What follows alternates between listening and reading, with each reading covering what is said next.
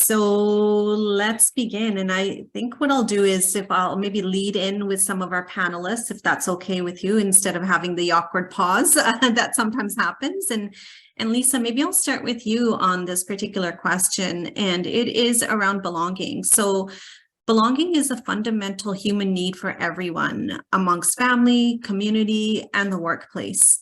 What does the word belonging mean to you in your work and life? Oh, thank you. So again, I'm just going to situate myself, and I was thinking about this word belonging.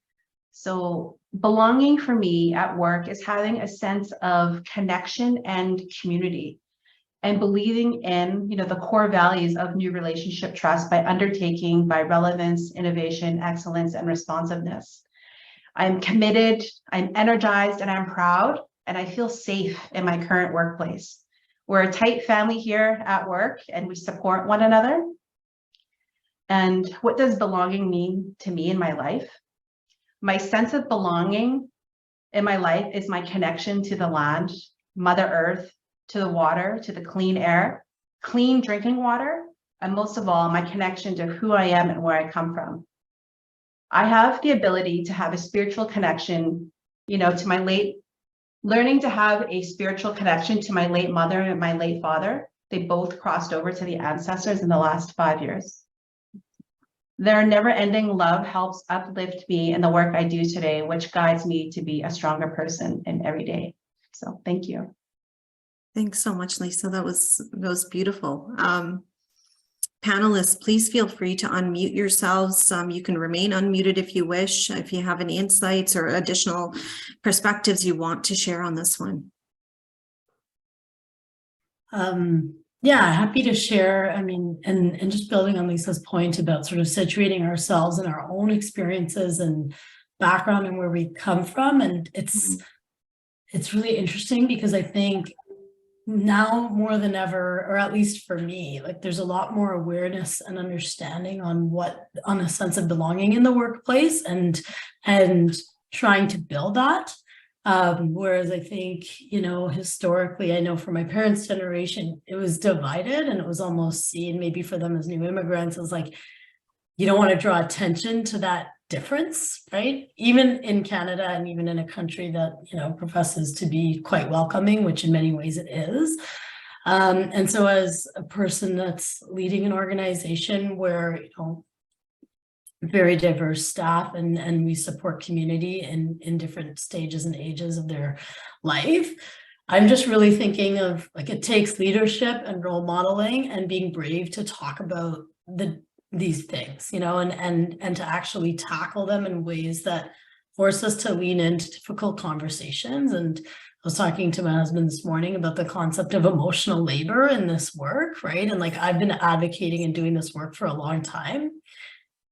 But sometimes I feel that sense of belonging being challenged, right? And it's probably because of the spaces that I operate in and the privilege that I have, but I feel that. And so what's my role in challenging that? When do I raise my voice? When do I feel emotionally ready to do that? And so that's just something that I'm thinking about. And I want to thank like anyone that raises their hand and speaks out for an experience where they feel like their belonging has been challenged, because it's so challenging to do that, to speak up.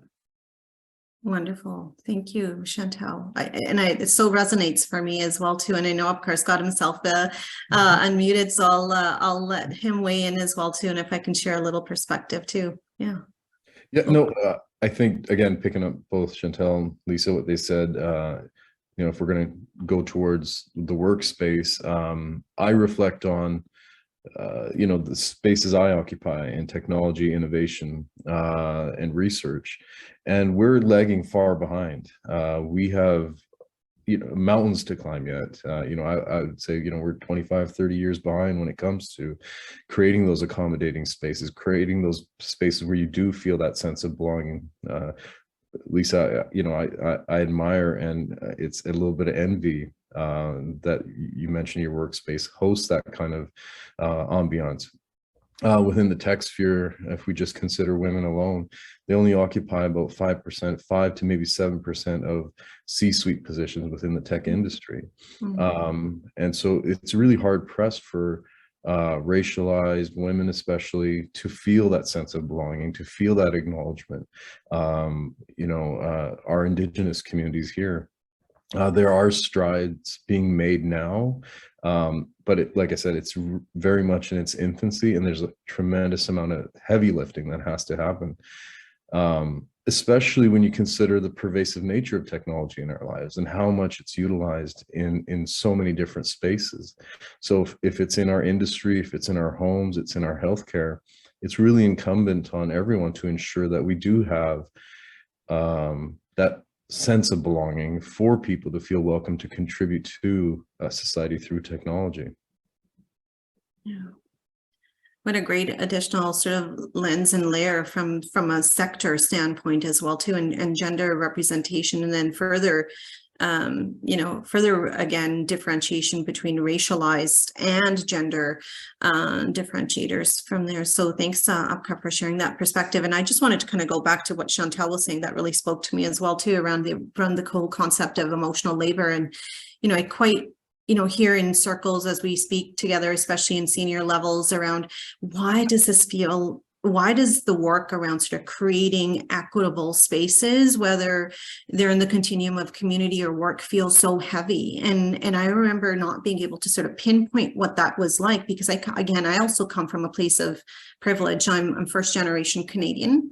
I come from many other privilege sort of factors as well into my journey. But I look at that as a child that was being raised through my 70s, 80s, 90s here, I felt like the first half of my life was all energy devoted around erasing my identity, just trying to fit in. And the energy it took around trying to erase that, because erasing it in the common spaces that I was occupying it, to be met with resistance when I walked in the home, where culturally you were trying to hold on to every last drop of your culture.